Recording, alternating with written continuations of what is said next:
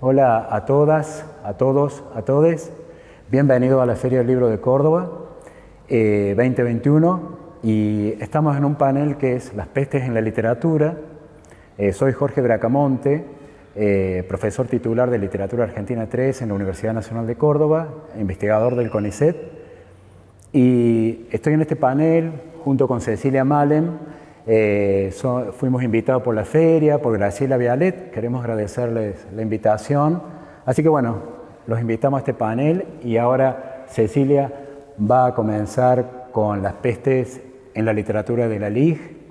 Ceci es maestra, licenciada en Educación Inicial y promotora de lectura y es miembro del Plan Provincial de Lectura. Así que bueno, lo dejo con Cecilia. Bueno, buenas tardes a todos, todas y todes. Me invitaron a hablar de las pestes en la literatura infantil y juvenil, todo un desafío. Y comienzo por contarles que para plantear esta charla desde mi lugar como lectora, como docente y promotora de lecturas, es lo que me dedico hace más de la mitad de mi vida. Así que para entrar en tema, voy a comenzar leyendo un fragmento de parte de un bellísimo libro para mí de Liliana Bodoc, El perro del peregrino. Y dice así: vi la lepra en Egipto, prosiguió el eunuco. La conozco, como siervo estuve junto al lecho de muerte de un hombre sabio que la había contraído de tanto intentar curarla. Estuve y no me contagié. Estuve y escuché lo que el sabio repetía una y otra vez en su larga agonía. Él hablaba de agua y de amor. Lavar 7 días seguidos las llagas cuando son aún blanquecinas, restregarlas con jabón áspero y enjuagarlas bien. Y junto al agua, decía el sabio, debe estar el amor. Lo escuché decir que no es la enfermedad lo que mata, sino el odio y la soledad. La repulsión del prójimo es lo que remuerde la carne de los enfermos. Simón tiene aún las llagas blanquecinas. Estamos a tiempo de intentar esa sanación, mujer. Somos 3 desdichados. ¿Qué más nos queda que ayudarnos? Las pestes, las plagas, las pandemias han asolado desde siempre a la humanidad. Y la humanidad ha sobrevivido y ha controlado a la lepra, a la viruela, a la peste negra, a la peste bubónica, al cólera, a la fiebre amarilla, al sida, al polio, por nombrar algunas. Decía, la humanidad ha superado, no sin costos inmensos en cantidad de vidas que cada una se ha cobrado, y en la desolación, el miedo, el vacío que ellas en su tiempo provocaron. Por eso, yo hoy voy a reflexionar, a convidar y proponer lecturas, si es que uno quisiera leer con niñas, con niños, con jóvenes, literaturas que se acerquen desde distintos lugares al tema de las pestes y todo lo que la peste provoca, una pandemia. Y cómo eso atraviesa la vida de hombres, mujeres y niñas, y por eso también atraviesa y se ve reflejada en la literatura. La buena literatura nos interpela, nos suscita sentimientos, reacciones, preguntas, asombros, empatía, antipatías. Nos provoca emociones. Se dice que nadie sale indemne después de haber leído un buen libro. Y si leemos en comunidad, esas emociones bien pueden ser el puntapié inicial para interesantes conversaciones literarias. Aquí claramente estoy pensando, posicionándome como docente promotora de lecturas, donde se posibilite un tiempo, un espacio, un ambiente donde cada uno resignifique desde su propia experiencia de lectura y de vida. Y en íntima relación a esto, a la lectura personal como experiencia y a los significados que despierta, voy a empezar comentando un libro que habla específicamente de una pandemia. Hace muchos años leí Cuento negro para una negra noche, de Clayton Best. Esta novela me conmovió profundamente. Me pareció una historia dolorosa y preciosamente narrada. Claro que estaba muy lejos de mi realidad. Pasaba en una aldea pequeña y lejanísima de África, donde llegó la viruela. Y la viruela llegó en el cuerpo de una bebé que abandonan en una choza donde vivía Ma con sus 2 niños y su madre. La decisión que tuvo que enfrentar esa mujer consistía en escoger una de las 2 soluciones posibles: quedarse con la niña y tratar de curarla con la esperanza de que ni ella ni sus hijos se contagiaran, o bien deshacerse de la niña en la selva, lo que equivalía a matarla o a dejarla morir. En esos casos, ¿qué queda sino rogar? Y entonces leemos: esta bebé enferma, pobrecita enferma, Momo y Meata aquí, la mala viruela por doquier. La viruela no la puedes ver, la viruela no la puedes sentir, la viruela no la puedes oler. Flota en el aire que Momo respira, anda en el agua que bebe Meata. Viruela, dime dónde estás, no vengas aquí, no vengas aquí. Esta bebé enferma, pobrecita enferma. Y así, esta plegaria, esta súplica, que también es una esperanza, provocaba que yo, como lectora, pudiera empatizar, entender, inmiscuirme, reflejarme en los sentimientos que en esta historia se narraban y en las conductas humanas que se adoptaban, en los sentires. Pero lejos estaba de mi experiencia de vida atravesar una pandemia. Y llegó el COVID. Entonces, releer este libro fue leer otro libro.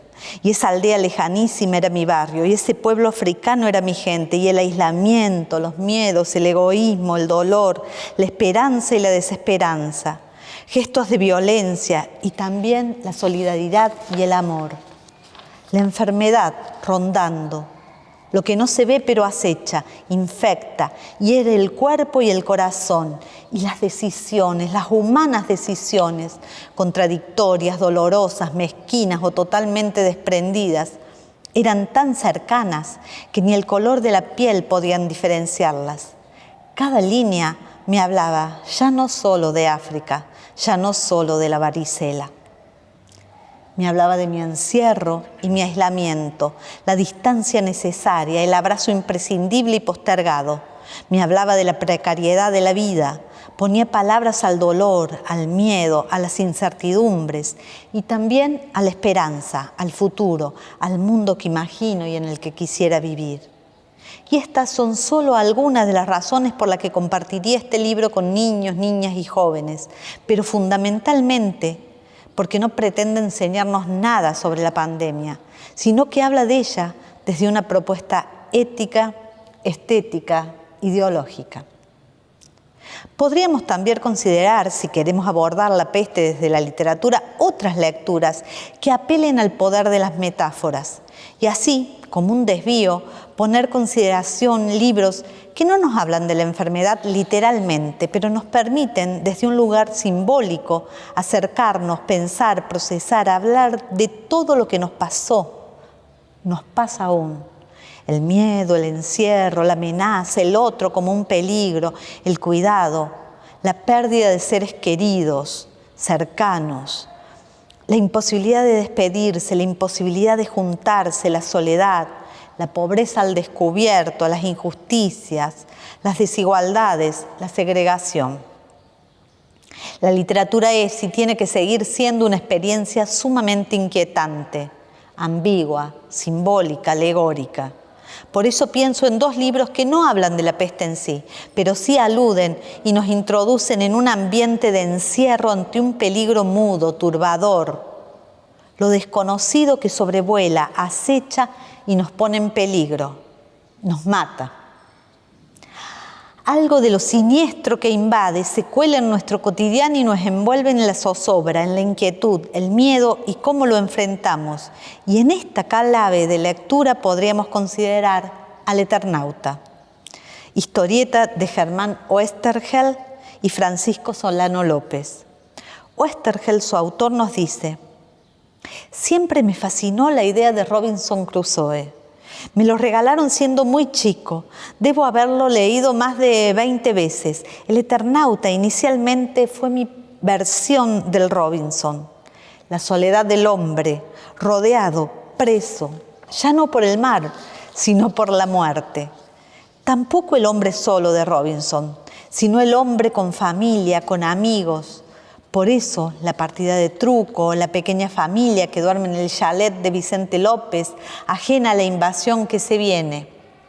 Ese fue el planteo. Lo demás creció solo, como crece solo, creemos, la vida de cada día.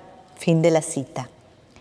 El Eternauta no habla de una peste, pero sí de una invasión. En este caso, una invasión alienígena a la Tierra mediante una tormenta de nieve tóxica que si te toca te mata, que pone en jaque todo nuestro cotidiano, nuestras certezas y nuestra vida, que acaba con la mayor parte de la población. El encierro, las máscaras necesarias para protegerse, de algún modo remiten a nuestra experiencia pandémica, aunque el universo ficcional del autor haya sido otro. Empezó a salir la historieta en 1957. Sin dudas, esta es también una aventura de supervivencia, de resistencia, pero como bien nos aclara su autor, y cito, el héroe verdadero del Eternauta es un héroe colectivo, un grupo humano, refleja así, aunque sin intención previa, mi sentir íntimo. El único héroe válido es el héroe en grupo, nunca el héroe individual, el héroe solo. Fin de la cita. Y me pregunto, al igual que con los alienígenas, ¿cómo se enfrenta una pandemia si no en comunidad? Y aquí retomo las palabras de Liliana Bodoc en el primer fragmento que leí. ¿Qué más nos queda que ayudarnos? Otro libro que a mi entender podríamos leer en clave de metáfora, algunas situaciones o sensaciones vividas en este tiempo, casi en contraposición de ese héroe colectivo propuesto por el Eternauta, es A veces la sombra, de Esteban Valentino. El subtítulo de esta novela es La historia de un monstruo solitario, y es eso. El monstruo es una sombra que no se ve, pero está y aterroriza, espanta, acecha. La sombra es una amenaza constante. Los habitantes del pueblo se sienten obligados a recluirse por miedo. La sombra, a su vez, queda así marginada en el bosque. Historia que pone en tensión la discriminación, el rechazo, la segregación. Y leo. El silencio se adueñaba del aire y en las casas cerradas sabían que la sombra había salido a caminar. Las calles de tierra quedaban entonces vacías y solo los ojos miraban por entre las ventanas entreabiertas, esperando el regreso del sonido. Esto, de algún modo, me lleva a pensar los vínculos. Una de las tantas cosas fuertes que nos pasó, además de no poder estar cerca, no poder abrazar a los seres queridos, es que el otro, la otra, los otros, las otras, representaban un peligro, un riesgo, una amenaza de las que nos teníamos que cuidar, alejarnos, evitar. Y así nos encerramos, nos preservamos, nos desvinculamos. Pasamos a vivir en casas tomadas, lo que podíamos claramente, los privilegiados, que no teníamos que salir contra viento y marea, pandemia mediante, a buscar el pan. Decía, en pandemia era necesario cuidarse los unos a los otros, pero en más de una ocasión eso se tornó en cuidarse los unos de los otros. El otro, visto como posible vector de contagio, se volvía peligroso y se generaron situaciones hostiles. Empezamos a distanciarnos, a alejarnos, desconfiar. Eduardo Galeano, allá por el 2012, muy antes del coronavirus, nos decía: somos una civilización de soledades que se encuentran y desencuentran continuamente sin reconocerse. Ese es nuestro drama, un mundo organizado para el desvínculo, donde el otro es siempre una amenaza, nunca una promesa. Esto sin duda excede la pandemia y también lo podemos ver reflejado en la literatura en textos que no hablan de pestes, pero nos muestran que ese temor, esa desconfianza hacia los otros también pueden ser una enfermedad de este y todos los tiempos. Allí donde la otredad, lo distinto, nos puede convertir en enemigos, un otro al que hay que ignorar, cuando no anular, alejar y hasta destruir.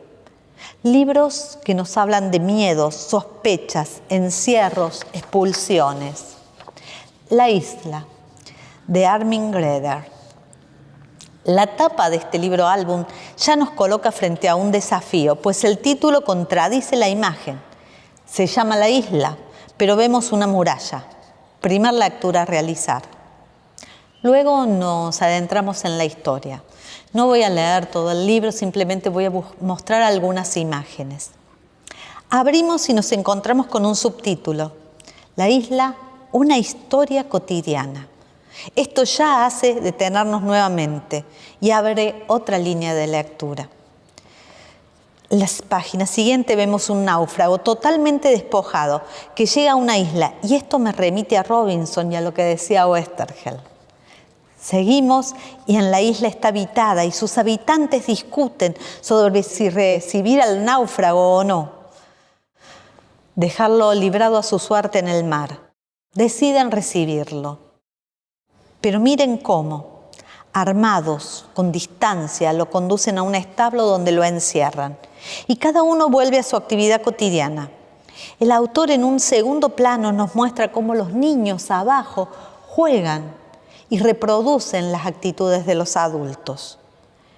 El hombre llega a escapar, muerto de frío y de hambre, y se presenta en el poblado. Y esto es lo que genera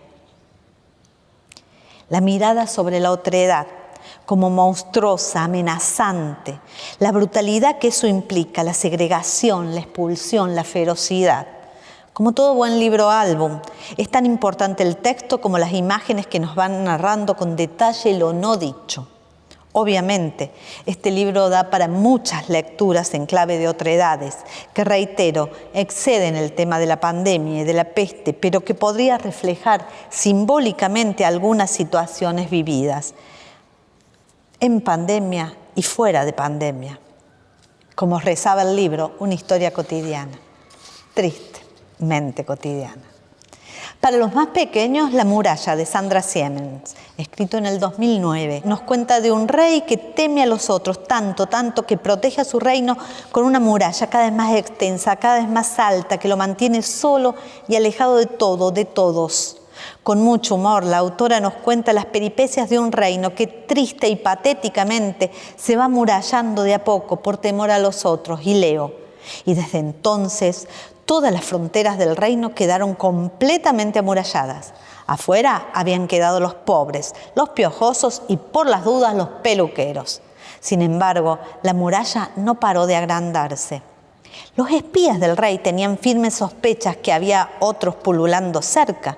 Como la muralla ya había dado toda la vuelta al reino, empezó a crecer para adentro, enroscándose como un caracol. Entonces, las ciudades quedaron divididas, las calles quedaron divididas, las plazas quedaron divididas. Murallas, murallas, murallas. Así, aún el rey Froilán no se sentía seguro. Lloraba en los rincones y cada noche soñaba que los otros invadían el palacio para sorberle el cerebro y contaminarlo con sus pestes oscuras. El terror de los otros, que nos llena de fantasmas, nos aleja, nos desvincula. Por suerte, en este cuento también hay una princesa que se anima a desafiar los mandatos del miedo y cruzar la muralla. Y para ir terminando, se me ocurre que hay temas que ya no es posible esconder bajo el manto del silencio, los prejuicios o los tabúes. Temas como la muerte. Este es un tema que cada vez que aparece en la literatura destinada a los más chicos, sigue causando escozor cuando no rechazo y censura. Es que son muy chicos, ¿para qué hablar de cosas tan tristes? Son algunas de las razones.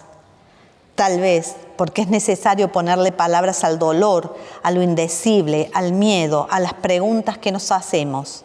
Tal vez porque en este tiempo han escuchado cada día en su casa, en los informativos, contar los muertos. Tal vez porque a muchos les tocó de cerca perder un ser querido. Tal vez porque es necesario que haya un mediador que habilite un espacio, un lugar para leer, para escuchar, para conversar, hablar y compartir eso de lo que no se habla, pero sí nos pasa, sí nos conmueve, sí nos atraviesa. Tal vez porque, como nos dijera Graciela Cabal, y cito, los libros como escudos como amuletos, los libros que me protegen de los ogros y de las brujas, aunque me hablen de ogros y de brujas. Los libros que me salvan de la muerte, aunque me hablen de la muerte, o justamente porque me hablan de la muerte. La lectura y la escritura, dos caras de la misma moneda, como conjuro contra la muerte y la locura.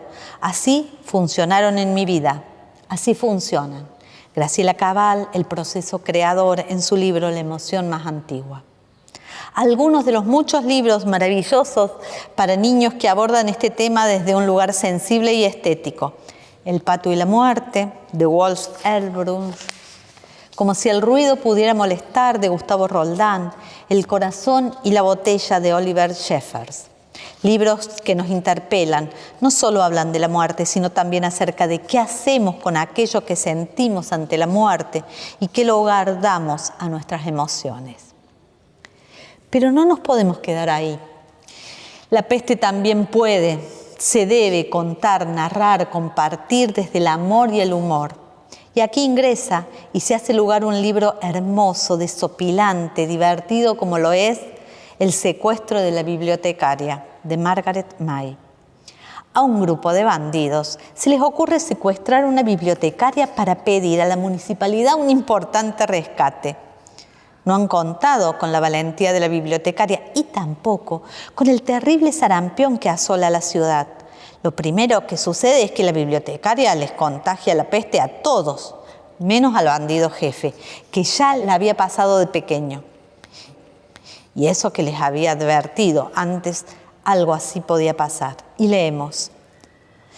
Creo que debo advertirles, dijo Ernestina, que pasé el fin de semana con una amiga que tiene 4 niños pequeños en casa. Todos estaban enfermos de sarampión. No importa, replicó el bandido jefe. Yo ya lo he tenido. Pero yo no, exclamó el bandido más próximo. Los otros bandidos miraron a la señorita Laburnum con cara preocupada. Ninguno de ellos había pasado la horrible enfermedad del sarampión. En poco tiempo, todos los bandidos, excepto el jefe, sufrían ya la terrible enfermedad del sarampión. Se volvieron muy irritables y tenían las narices encarnadas y llenas de mocos. El bandido jefe dirigió una mirada triste a los hombres de su banda. ¿Está usted segura que es sarampión?, preguntó. Me parece una enfermedad muy poco digna para un bandido. Pocas personas quedan bien con granitos en la cara, pero para unos ladrones resulta desastroso. ¿Tomaría usted en serio a un ladrón con granitos? No forma parte de las funciones de una bibliotecaria tomar en serio a ningún ladrón, con granitos o sin ellos, replicó Ernestina. De todos modos, no podrán volver a robar hasta que no se recuperen del sarampión. Están en cuarentena. No querrán que les echen la culpa de extender el sarampión a todas partes, ¿verdad? Y así. Con cuarentena, abandono municipal, persecuciones, enamoramientos, catástrofes naturales, irá desarrollándose esta divertida, desopilante historia de May con ilustraciones insuperables de Quentin Blake que nos mueven a la risa entre situaciones ridículas, absurdas y tiernas. Porque también hará falta, mucha falta, leer otras historias. Libros con humor como este, y también historias fantásticas, maravillosas y de amor y esperanza y solidaridad y poesía, mucha, mucha y buena poesía. ¿Cuáles son los textos que ayudan a vivir en tiempos difíciles?, se pregunta la antropóloga francesa Michelle Petit en su libro El arte de la lectura en tiempos de crisis, donde plantea la importancia de la lectura, de la literatura, los libros y la transmisión cultural para poder habitar nuestra propia vida, nuestro entorno y formar nuestra identidad. Y entonces, frente al interrogante, ¿cuáles son los textos que ayudan a vivir en tiempos difíciles?, ella dice, y cito, desde luego la respuesta es compleja. Ya hemos visto que hay múltiples elementos que contribuyen a la reconstrucción de uno mismo. Puede ser una voz que se encuentra en un libro y con ella una presencia, un ritmo que sostiene y arrulla.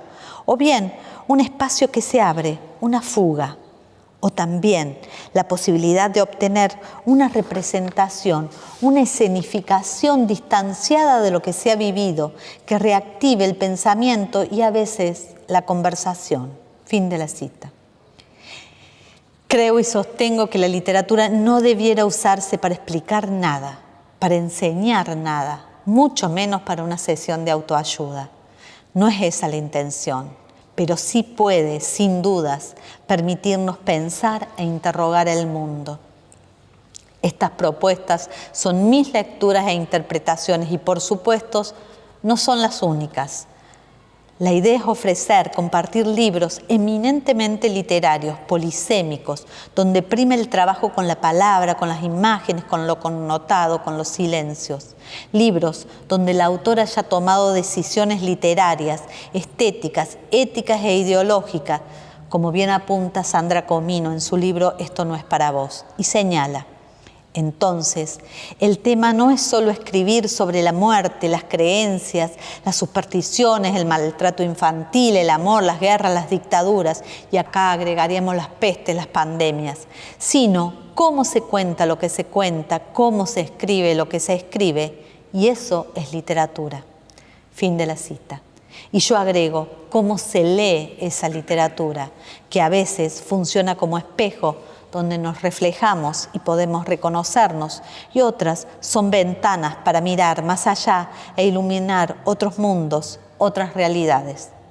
Desde ese lugar ha sido pensado este convite de lecturas. Muchas gracias. Bueno, y la literatura como espejos, como posibles espejos, como posibles ventanas, y un poco lo que hemos querido pensar con Ceci es la posibilidad de diferentes entradas a pensar esta cuestión, a releer esta cuestión de las pestes en la literatura. Y en mi caso, le puse como título Entre el registro cotidiano y la mayor ficcionalización. Es un recorrido por varias obras entre el siglo XIX y XXI en la literatura argentina. ¿Cómo podríamos releer las pestes desde algunos de los textos de la literatura argentina? Por cierto, resulta imposible ensayar un acercamiento a tantos textos que, aunque sean de modo tangencial, han aludido a epidemias en la literatura argentina, en particular la narrativa, como aquí vamos a ensayar. Tampoco a aquellos otros que, a partir de la alusión concreta a pandemias, a epidemias, construyen desde allí metáforas de otros tipos de pestes, políticas, sociales, morales, religiosas. Las mismas definiciones de epidemia nos habilitan para estas consideraciones. En primer lugar, epidemia es, lo sabemos, una enfermedad que ataca a un gran número de personas o animales en un mismo lugar y durante un mismo periodo de tiempo. Ahora bien, ya casi desde hace 2 años, 1 año y medio en nuestro país, hemos sido sobrepasados en esta situación, con la experiencia, compleja experiencia, de una epidemia mundial, de una epidemia planetaria, una pandemia. Por otra parte, para lo que luego quisiera puntualizar, el diccionario también dice respecto a epidemia, daño o desgracia que afecta a gran parte de la población y que causa un perjuicio grave, una catástrofe. Este es el plano de la definición que, a partir de una enfermedad concreta de propagación social extendida, se vuelve metáfora o alegoría de otros tipos de daños o desgracias sociales. Entonces, me gustaría pensar este recorrido como un relato de 5 movimientos, los que ahora paso a detallar. Parto de la epidemia de la tuberculosis y cómo la narrativa argentina ha relatado algo de aquello. Este es el primer movimiento. Le puse la tuberculosis de los pañuelos. La segunda novela de Manuel Puig, Boquitas Pintadas, de 1969, está asignada desde el comienzo por una epidemia aún hoy tan vigente como es la tuberculosis. Como toda epidemia, en dicho relato se ve el autoaislamiento social obligado de quien sufre la enfermedad y aún muy sutilmente la estigmatización que ella provoca. Juan Carlos Etchepare, el otrora admirado galán de ese pueblo del interior de la provincia de Buenos Aires, padece ese mal que le obligará a 2 internaciones en un sanatorio de las Sierras de Córdoba, el sanatorio mítico en ese momento por el prestigio que tenía, que era Santa María de Punilla, aquí cerca de Cosquín. Esa situación de internación lo llevará a sostener un carteo con Nené, otra de las grandes protagonistas de la novela. Pero el punto de partida que desencadena la reconstrucción de toda la historia es la muerte de Juan Carlos, fechada en 1947. Esta novela de 1969 se vuelve entonces sobre esa epidemia constante aún hoy, que es la tuberculosis, haciendo pensar en sus efectos atravesando diversas existencias y en la configuración social de esa enfermedad. Se la menciona como esa enfermedad. Con la tuberculosis, como ha sido señalado por el historiador Adrián Carbonetti, se da además la innominación o la dificultad de nombrar la enfermedad y cómo la carga negativa no pasa a la enfermedad, sino sobre todo a quien carga con ella. Esta estigmatización signa el antes y el después de Juan Carlos. Para Roberto Arlt, las grandes pestes de las primeras décadas del siglo XX fueron a veces objetos de sus crónicas y en otras ocasiones devienen metáforas de las grandes amenazas que vive la sociedad contemporánea, como a veces aparece en sus ficciones. En su novela Los Siete Locos, de 1928, hay un capítulo, El Suicida, donde se alude a una epidemia de suicidios que afecta a esa sociedad contemporánea fuertemente impactada por el alto desarrollo tecnológico y la extrema soledad. Allí se ven también algunas de las condiciones que reclamarían una inminente revolución, que es una de las cosas de las que trata la novela. Pero hay un cuento paradigmático de Arlt en su libro El Jorobadito, que también se vuelve sobre una epidemia concreta. Nuevamente la tuberculosis, y ese cuento se llama Esther Primavera. Aquí es el mismo enfermo que siente su hundimiento como ser humano día a día, quien desde su internación en el sanatorio de Santa Mónica, también posiblemente inspirado en el sanatorio de Santa María de Punilla, evoca su pasado y sobre todo trata de pasar en limpio su culpa por el maltrato que provocó en el pasado a su gran amor, a Esther. Además, allí en el sanatorio confluye con otros marginados sociales y raciales incluso, con quienes se tiende a esperar el fin. La enfermedad como un límite destructivo que lleva a revisar toda una existencia y poner en primer plano la culpa, aparece enunciada, puesta en voz en este relato.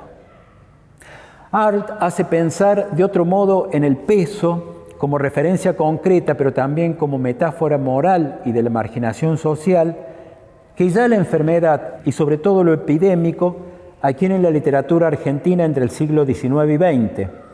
De manera particular en la poesía culta y modernista, por ejemplo en Evaristo Carriego, un poeta que escribió en su poesía, ¿cierto?, sobre la tuberculosis, pero también en la popular, en la poesía popular, por ejemplo en el tango o en el teatro, por ejemplo Armando Discépolo a principios del XX, ¿cierto?, en sus obras, como la de otro, aparece la tuberculosis y otras enfermedades.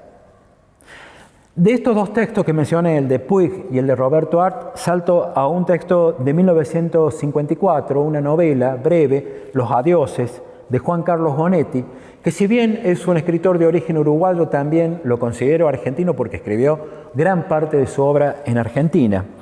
Y aquí lo notable es que el enfermo, que también está internado en un sanatorio en las sierras, ha sido y es un notable deportista, ídolo que ha poblado las tapas de las revistas deportivas. En los tres textos que mencioné, el de Arlt, el de Puig y el de Onetti, la enfermedad, la sigilosa epidemia de la tuberculosis, signa un presente ya de inminente muerte y sus efectos en los que quedan vivos. Y este presente contrasta con los diferentes pasados, con el esplendor de esas vidas, con toda la luz de la vida y la plenitud afectiva, erótica, de realización, de proyectos de vida que ellos tenían en esos pasados. También aquí, en estos textos o a partir de estos textos, se piensa a la peste como el presente de insalubridad, la podredumbre, el olor nauseabundo o la inminencia de cualquier azote, cualquier ruina, cualquier catástrofe de gran proporción. Así paso al segundo movimiento, que son las causas sociales de las epidemias. Ezequiel Martínez Estrada en su ensayo La cabeza de Goliat de 1940, hablando de esa cabeza urbana desproporcionada que le ha crecido a Argentina, la ciudad capital de Buenos Aires, hace distintas reconstrucciones e interpretaciones de esa fascinante cosmópolis. En un apartado titulado Flagelos, de la segunda parte, alude a las terribles epidemias, en particular la de 1871, que azotaron la ciudad de Buenos Aires e interpreta las causas. Cito: fue en 1871 cuando Asclepios castigó más rudamente a la ciudad de Buenos Aires. Lo hizo por dos razones: porque se había gastado en la guerra contra el Paraguay en empréstito concertado para las obras sanitarias y porque la ciudad conservaba una suciedad máxima digna de otros tiempos. La fiebre amarilla de ese año, 1871, como el cólera de 1867, 1868, 1886, 1887 y la bubónica de 1900, parece que vinieron de Paraguay, dice Martínez Estrada. Aquel fue un episodio horrible, el más espantoso que la urbe presenció desde los días finales de la primera fundación. Y líneas después, acá lo digo yo, resalta la labor de médicos como Manuel Argerich, José Roque Pérez y Florencio Ballesteros, quienes sucumbieron en su lucha contra los estragos de esa pandemia. Aquellos episodios, en particular la fiebre amarilla de 1871, fueron horribles, como dice Martínez Estrada, y diezmaron en ese 1871 a la mitad de la población de la ciudad de Buenos Aires. Interesa ver cómo, a pesar de que eran otros contextos históricos, las causas de aquellas epidemias fueron decisivamente de índole económicas y socioculturales. No hacer obras de infraestructura higiénica de la ciudad que estaban programadas, una guerra que desvía los fondos y pone la prioridad política en otras cosas. Y ya en este segundo movimiento volvemos desde este texto de Martínez Estrada hacia el siglo XIX y cómo la literatura trabajó en diversos registros los efectos, pero también las causas de las diversas pestes. Aquí querría subrayar, junto a esta mención de Martínez Estrada, lo que un libro sin pretensiones literarias del siglo XX reconstruyó de aquella epidemia trágica del siglo XIX. Me refiero a Cuando murió Buenos Aires, 1871, un libro que publicó en 1971 Miguel Ángel Escena. También los efectos de aquella peste de la fiebre amarilla de 1871 aparecen ya sea en la narrativa histórica de Manuel Gálvez a principios del siglo XX o recreada de una manera muy alusiva en esa memorable fantasía de Manuel Mujica Lainez, El hombrecito del azulejo, de Misteriosa Buenos Aires, de 1950.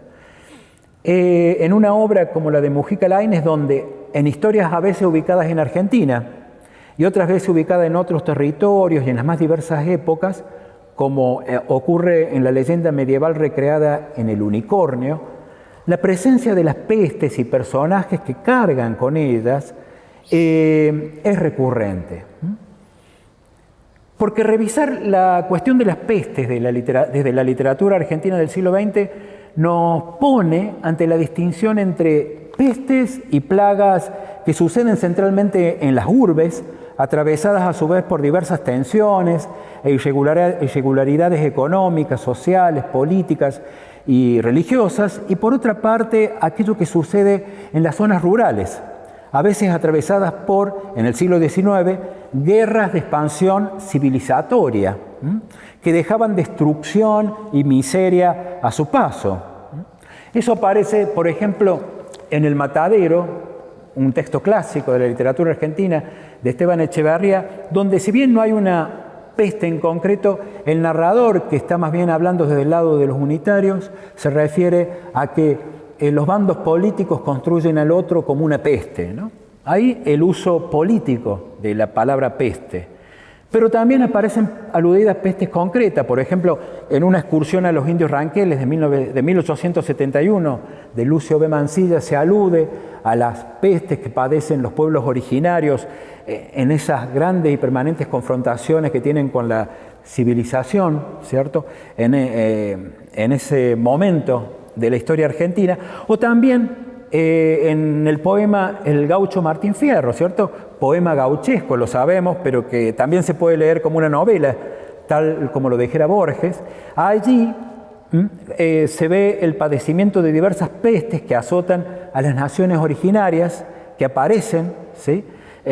También en el poema de Hernández, y además allí se menciona concretamente, iba creciendo la plaga y la mortandad seguía, a su lado nos tenía, ¿no? Se habla de la plaga, de la viruela.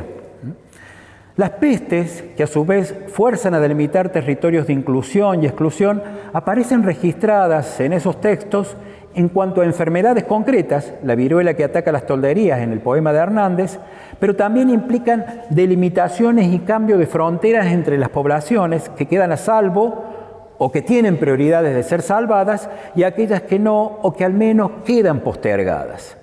A partir de aquellos registros, muchas veces los textos relatarán cómo las epidemias o los imaginarios que éstas permiten construir se articulan con otros posibles males o catástrofes sociales y políticas.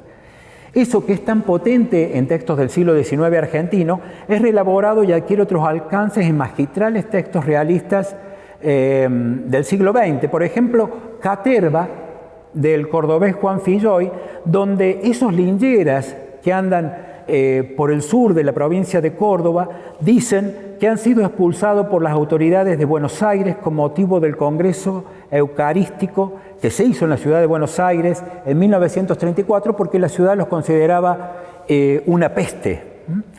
También la peste sirve para delimitar, según los poderes políticos y sociales, aquellos que son organismos sanos y puros y aquellos que están afectados, que están manchados, ¿no? Eso aparece en las narraciones de Martínez Estrada, en las ficciones, de una manera metafórica, como por ejemplo en la Inundación, pero también aparecen en crónicas escritas por numerosos cronistas y escritores en el siglo XX argentino y XIX, por supuesto. Por ejemplo, una crónica de Rodolfo Walsh que se titula La isla de los resucitados, que está en la obra periodística de Walsh, ¿sí?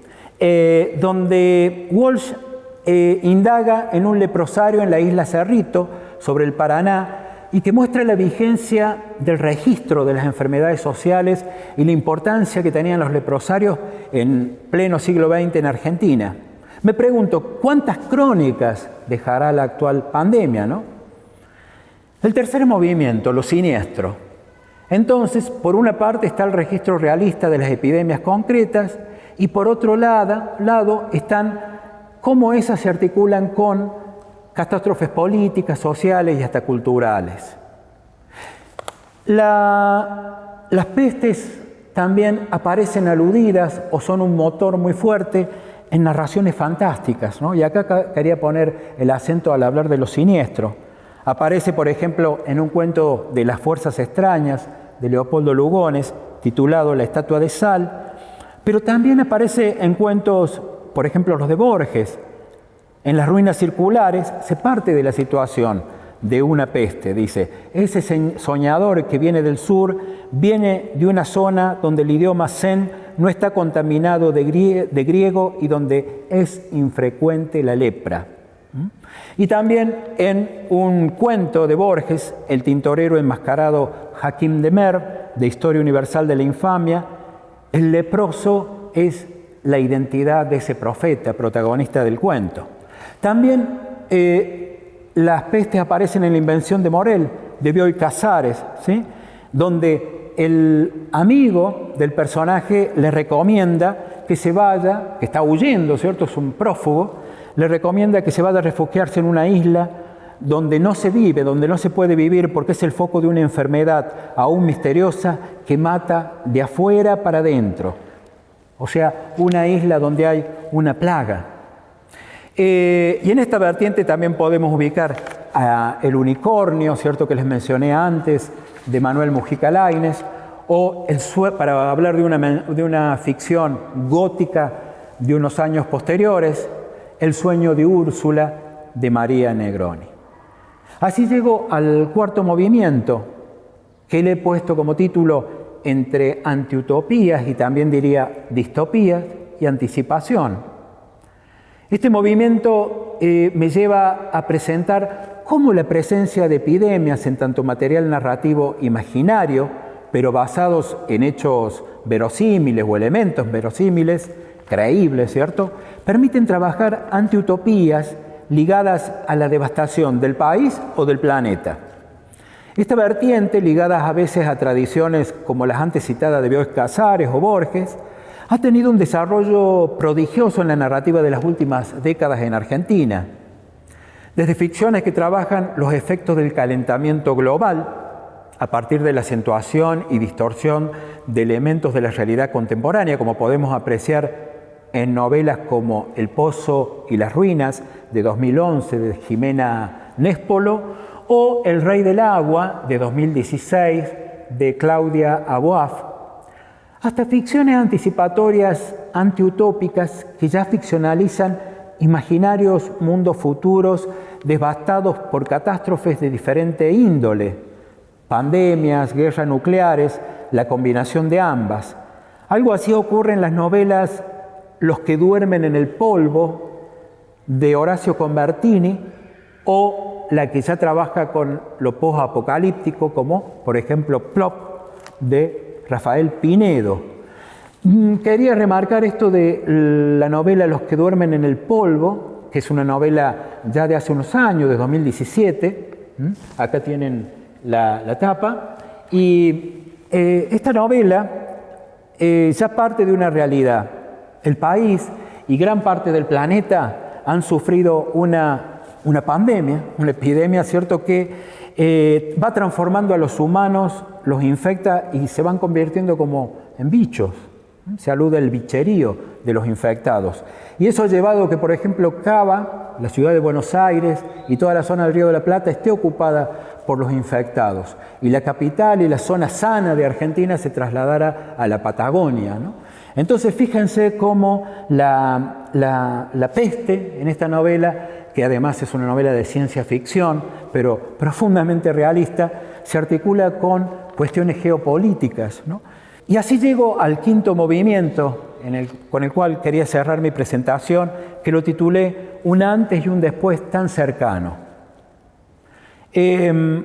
Porque para concluir, pero también para confirmar que el trabajo y la configuración de los efectos ficcionales y los efectos ficcionales de lo epidémico en los más diversos tipos de ficciones, desde realistas hasta de ciencia ficción, pasando por fantásticas y góticas o las crónicas, ¿cierto?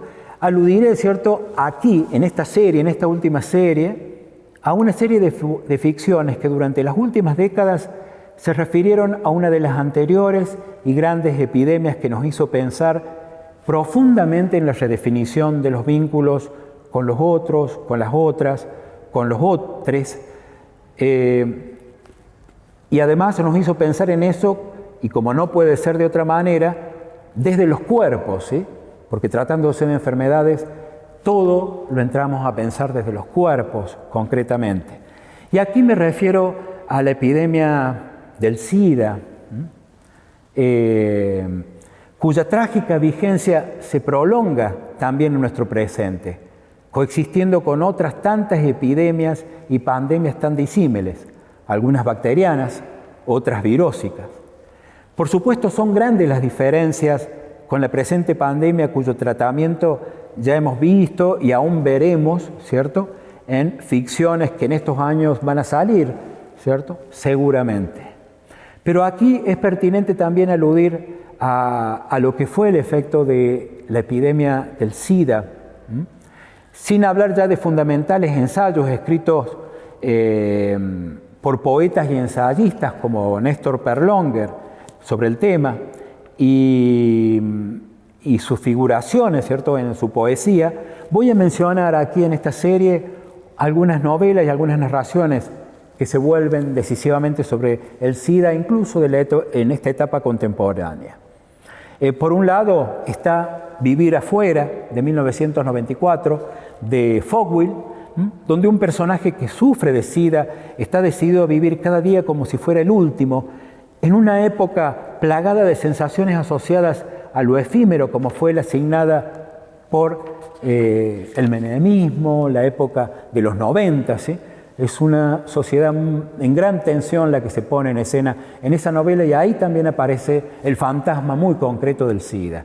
También el SIDA aparece en la reconstrucción autobiográfica y testimonial de la narración Aparecida de Marta Dillon, el relato que esta autora realiza sobre la búsqueda de los restos de su madre desaparecida durante la última dictadura militar. Y allí, recordando su propia historia, en los 90 recuerda la experiencia de haber padecido el SIDA. Y finalmente el SIDA aparece rondando en la sororidad travesti, en la fraternidad, ¿cierto? Travesti en lo que se cuenta en Las Malas de Camila Sosa Villada.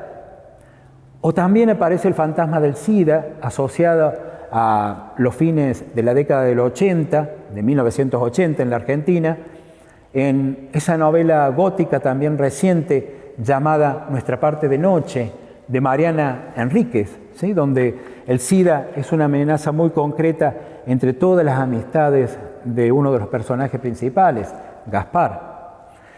Digo, el SIDA deja una potente impronta del antes y el después en cada existencia que lo ha padecido, y cómo eso ha generado una ineluctable transformación en los vínculos con los otros, con las otras, con los otros, y eso aparece en estas últimas series, en estas últimas ficciones que mencioné.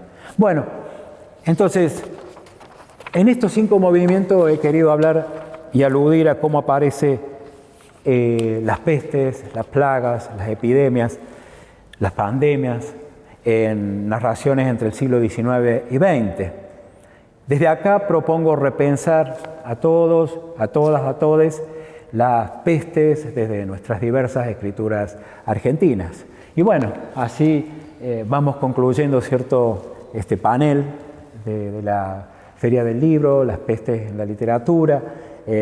Nos hemos querido acercar, como les dije antes, de diferentes perspectivas, con Cecilia, ¿sí? Hablando sobre todo cómo aparece desde la LIG, y en mi caso entre el siglo XIX y XXI en la literatura argentina, para trazar diálogo y también para ver matices, diferencias, y invitarlos a seguir indagando toda la riqueza de nuestra literatura, y desde allí repensar este presente tan complejo que venimos atravesando desde hace un tiempo, y que bueno, como dijera Ceci, desde la literatura vemos espejo y también ventana para ver todo lo siniestro, pero también todo lo esperanzador.